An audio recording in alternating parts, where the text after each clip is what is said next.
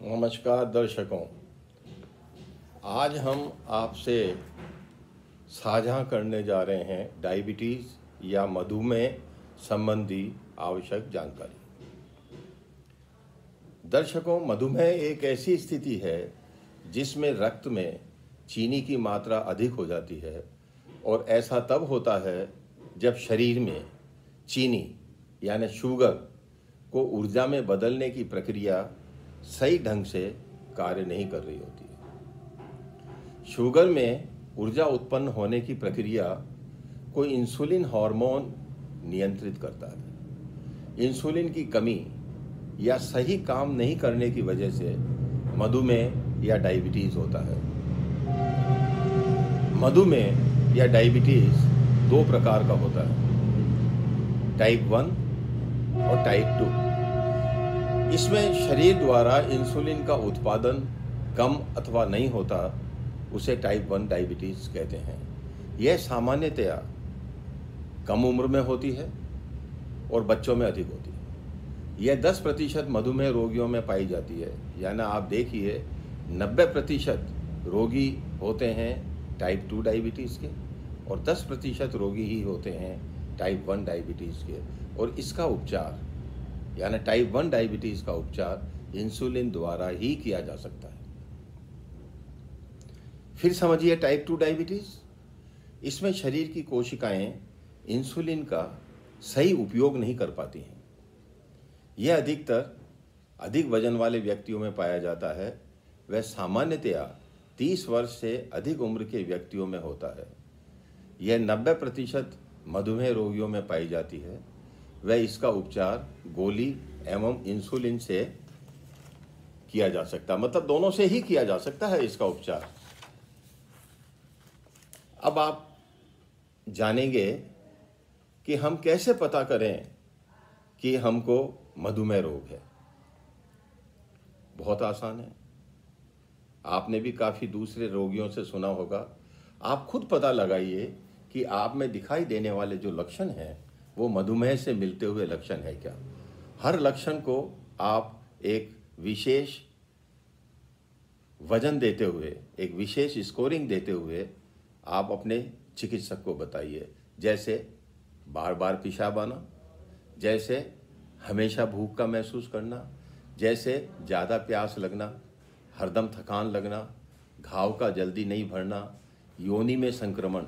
हमने देखा कि काफ़ी रोगी सिर्फ इस चीज़ से हम पता लगा पाते हैं कि उनके योनि में सफ़ेद जम जाता है, फंगल इन्फेक्शन जम जाता है, वहाँ से पस आने लग जाता है। यौन क्षमता में कमी होना भी एक डायबिटीज़ का या शुगर की बीमारी का लक्षण है। बिना कारण वजन घटना। हमने देखा कि सामान्यतया रोगी कहता है साहब गत 3 माह में मेरा 5 किलो वजन घट गया। जो ही हम शुगर की जांच कराते हैं उसके अंदर पता लगता है कि वह डायबिटीज़ का रोगी है। परिवार में किसी भी सदस्य के अगर डायबिटीज़ है, जैसे माताजी, पिताजी, बड़ा भाई, छोटा भाई, बहन, तो आप समय समय पे अपनी शुगर की जांच अवश्य कराएं। डायबिटीज़ लंबे समय की जब हो जाती है तो पैरों में झंझन, पैरों में सुन्नता आना, आँख से धुंधलापन दिखना, ऐसे कई लक्षण हैं जिससे आप शीघ्र अतिशीघ्र डायबिटीज़ अपने आप पता कर सकते हैं। अब आता है कि डायबिटीज़ को नियंत्रण करने के लिए आपको समाज में, आपको साथियों से, दूसरे रोगियों से, व्हाट्सएप मैसेजेस से, कई तरीके से आपको ये पता लगेगा कि साहब कई जो इसके मिथ्स हैं जो, और या क्या कटु सत्य है डायबिटीज़ के बारे में जो आपको पता होना चाहिए। डायबिटीज़ ग्रस्त वयस्क में दिल की बीमारी होने की दर 2 से 4 गुना बढ़ जाती है। आप समझ लीजिए कि डायबिटीज़ को कंट्रोल रखना कितना आपके लिए आवश्यक है। डायबिटीज़ रोगी में कभी कभी गुर्दे का काम करना भी बंद हो जाता है। आपने बहुत रोगी देखे होंगे या सुना होगा कि डायबिटीज़ के साथ उसकी किडनी खराब हो गई। आँखों की समस्याएं, जिसमें नज़र खराब होना, दूर का दिखने के अंदर तकलीफ होना, आँख के आगे काले काले से धब्बे घूमना, रोशनी का चिल्का पड़ना, ये सब चीज़ें ऐसी हैं जो डायबिटीज़ के अंदर सामान्यतया लक्षण के रूप में पाई जाती है। पैरों की नसें खराब होना, सुन्न पड़ जाना, झनझन होना। कई बार आप तेज़ धूप की गर्मी के अंदर अगर ज़मीन पे पाँव रखते हैं तो आपको पता ही नहीं लगता कि पाँव जल रहे हैं जब तक कि आप उसमें घाव नहीं हो जाता। तो इन सब चीज़ों को ध्यान में आपको रखना चाहिए। ये कटु सत्य है कि डायबिटीज़ के प्रत्येक रोगी में अगर वो शुगर को कंट्रोल नहीं रखता है तो इस प्रकार के सारी कॉम्प्लिकेशंस आगे जाके उसमें हो सकती है। हम आपको बताना चाहेंगे कि आप अपना खाली पेट की शुगर 80 से 110 मिलीग्राम और खाना खाने के बाद की शुगर 140 मिलीग्राम के नीचे ही रखें। अगर आप मधुमेह के रोगी हैं, वह आप डायबिटीज़ की दवाई ले रहे हैं या आप इंसुलिन का सेवन कर रहे हैं डायबिटीज़ को कंट्रोल करने के लिए, तो आपको ध्यान रखना चाहिए कि आपकी ब्लड शुगर 120 भूखे पेट की वे 140 से 160 से ज़्यादा खाना खाने के बाद की शुगर नहीं रहे। अब प्रश्न आता है कि डायबिटीज़ को कंट्रोल कैसे रखें। हर बार आप चिकित्सक के पास जाते हैं, चिकित्सक कई बार आपको कई प्रकार की सलाहें देते हैं, फिर भी आप उसको बहुत अच्छे से स्वीकार नहीं कर पाते हैं या अपनी जीवन शैली में नहीं डाल पाते हैं। मैं आपको आज बताना चाहता हूं कि आप नियमित रूप से व्यायाम करें। यदि आप समर्थ हैं तो आपको सलाह दी जाती है कि आप सप्ताह में कम से कम 5 बार 30 से 40 मिनट तक का वॉकिंग करें, तेज चलें। आप अपने व्यायाम को टुकड़ों में भी बांट सकते हैं। उदाहरण के लिए रोज़ाना 10-10 मिनट तक 3-4 बार पैदल चल लें, दिन में ऑफिस के टाइम चल लें, संभव हो सके तो साइकिल चला लें। अगर आपको थोड़ा सा भी अपने जीवन को बदलने का एक तरीका आता है डांस के रूप में, तो शाम को परिवार के साथ अकेले में थोड़ा सा डांस करके भी आप अपना व्यायाम के रूप में, डांस को भी व्यायाम के रूप में बदल सकते हैं। नियमित रूप से व्यायाम करने से आप अपने हार्ट अटैक को बचा सकते हैं, स्ट्रोक होने का जोखिम भी घट जाएगा। व्यायाम इंसुलिन के साथ रक्त में शुगर की मात्रा कम करने में सहायक है, रक्त में कोलेस्ट्रॉल को कम करता है व्यायाम, ब्लड प्रेशर को नियंत्रित रखता है व्यायाम, वजन कम करने में सहायक है व्यायाम। वह आपको चुस्त दुरुस्त रखेगा अगर आप नियमित रूप से व्यायाम करते हैं तो आप समझ सकते हैं कि व्यायाम आपके जीवन के लिए कितना महत्वपूर्ण सिद्ध हो सकता है। फिर आता है संयमित भोजन लें। हमें जीवित रहने के लिए शारीरिक ऊर्जा की आवश्यकता जरूर पड़ती है, पर स्वस्थ रहने के लिए भोजन में कार्बोहाइड्रेट, फैट यानी वसा और प्रोटीन की मात्रा को संतुलित रूप से काम में लेना चाहिए।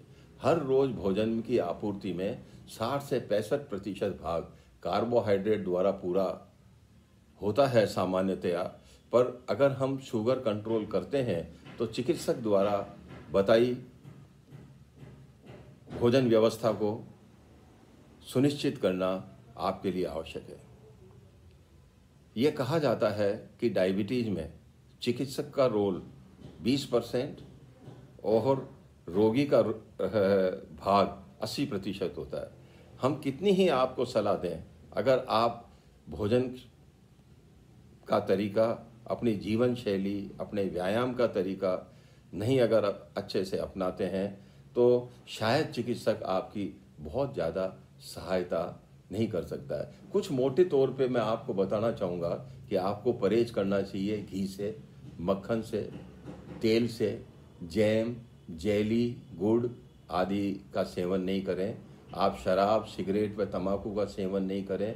मोटे तौर से आम, अंगूर, चीकू, केला इनका सेवन डायबिटीज़ के रोगियों को नहीं करना चाहिए। दूसरे इसके सिवा आप दूसरे फल जैसे सेब है, संतरा है, जामुन है, अमरूद है, पपीता, मध्यम आकार का यानी 100 से 125 ग्राम तक का फलों का सलाद आप सेवन कर सकते हैं। हम बताना चाहेंगे कि जब हम डायबिटीज़ के रोगी के दवा शुरू करते हैं या इंसुलिन के इंजेक्शन उसको लगाते हैं तो सबसे बड़ा डर रहता है कि उसकी शुगर की मात्रा कम नहीं हो जाए।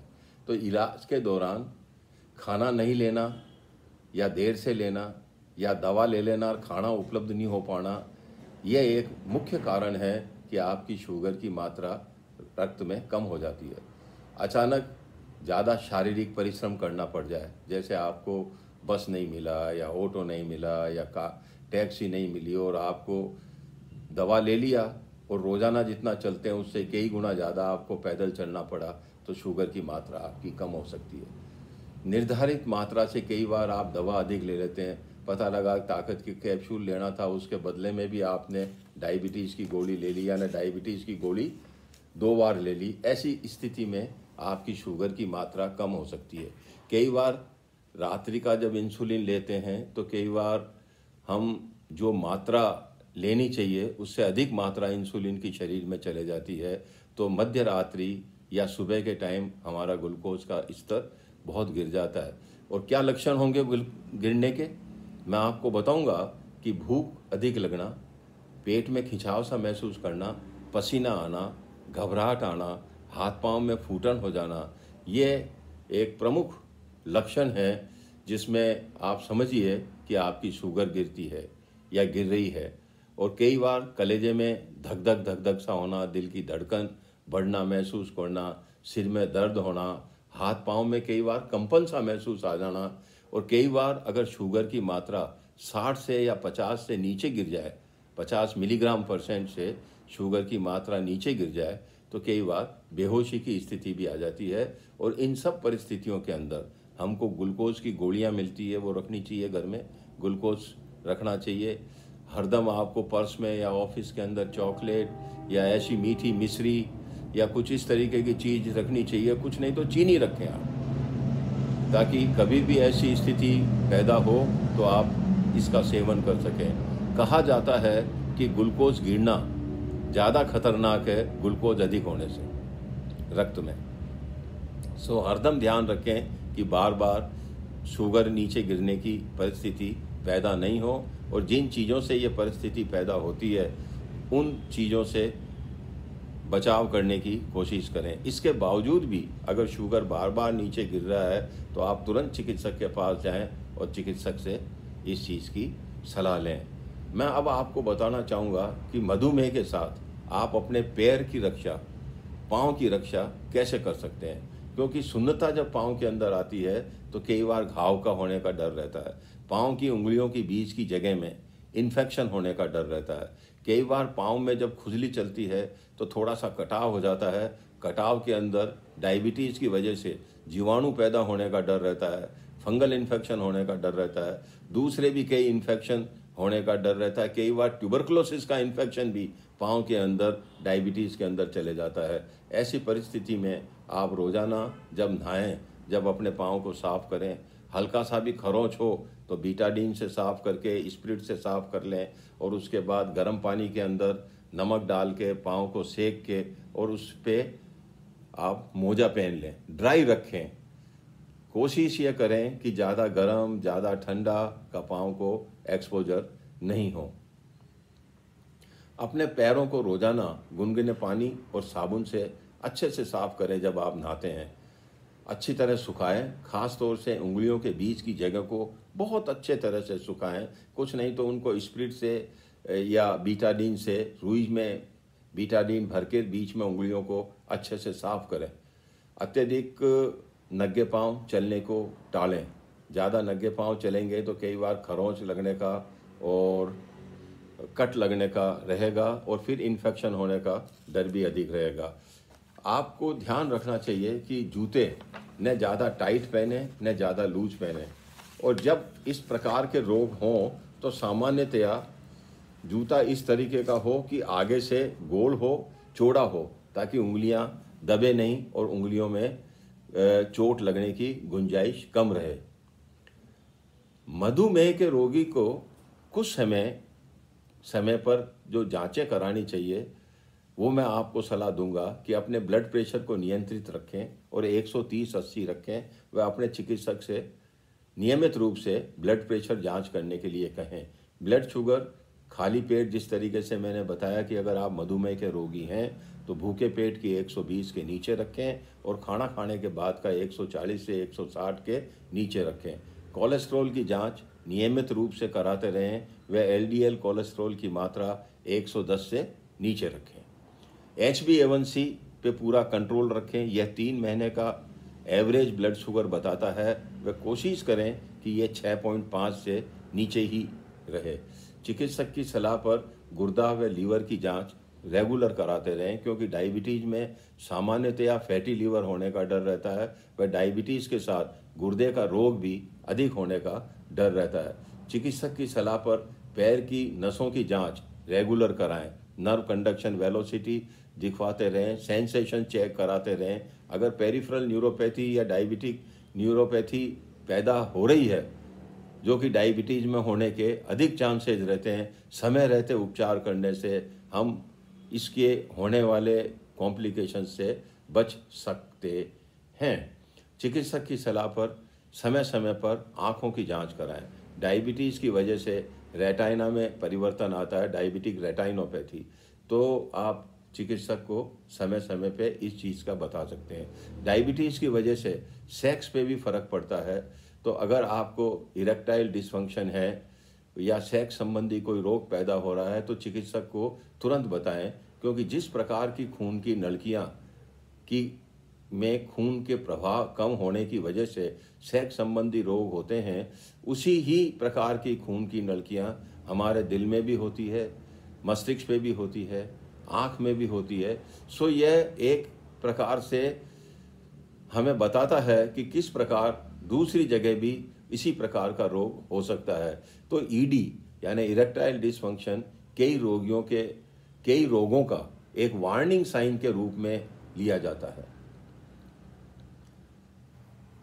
डायबिटीज के रोगियों को इंसुलिन दी जाती है, पर यह सामान्यतया देखा जाता है कि रोगी को जब भी हम इंसुलिन के लिए कहते हैं, वो एकदम भाग खड़ा होने की कोशिश करता है, हाथ जोड़ता है कि साहब मुझे अभी भी गोली पे ही रखो, इंसुलिन मत दो। मैं दर्शकों आपको बताना चाहता हूँ कि इंसुलिन के इंजेक्शन लेने से डायबिटीज़ के अच्छे नियंत्रण में बहुत मदद मिलती है। टाइप 1 डायबिटीज़ के रोगी को डायबिटीज़ पर नियंत्रण रखने हेतु इंसुलिन को प्रयोग करना ही पड़ेगा, क्योंकि उसके शरीर में इंसुलिन बिल्कुल नहीं बनती। कभी कभी टाइप 2 प्रकार के रोगी में भी इंसुलिन का प्रयोग करना पड़ता है। और जो नई इंसुलिन आजकल बाजार में उपलब्ध है, उसमें हम कई बार दवाइयों के साथ, गोलियों के साथ सिर्फ एक रात की खुराक इंसुलिन की अगर हम देते हैं तो बहुत अच्छा हम शुगर को कंट्रोल कर पाते हैं। इंसुलिन की मात्रा आवश्यकता अनुसार ही चिकित्सक तय करेगा आपके लिए। सो कोई ज़्यादा इसमें आपको परेशान होने की ज़रूरत नहीं है। इंसुलिन के बारे में आपके दिमाग में ज़रूर कुछ गलत तथ्य हैं जो आप जन समुदाय में आपस में डिस्कस करके और अपने आप में ड्राइव कर लेते हैं, पर ऐसा है नहीं। इंसुलिन के इस्तेमाल से इसकी आदत पड़ जाती है? नो। अगर आपको आवश्यकता है इंसुलिन की तो आवश्यकता है। जितना जल्दी आप इंसुलिन शुरू करेंगे उतनी अच्छी आपकी लाइफ स्टाइल होगी। इंसुलिन का इंजेक्शन अत्यधिक दर्द करता है? नहीं। आप रोगियों से पूछिए, आजकल इंसुलिन पेन उपलब्ध है और उन पेन की वजह से आपको बिल्कुल भी दर्द नहीं होगा। एक बार इंसुलिन लगाना शुरू किया तो जीवन भर लगाना पड़ेगा? नहीं, ऐसा नहीं है। अगर आपकी डायबिटीज़ बहुत अच्छी कंट्रोल रहती है तो हो सकता है आपका इंसुलिन आपका चिकित्सक बंद भी कर देगा। अब बात आती है कि इंसुलिन का उपयोग कैसे करें।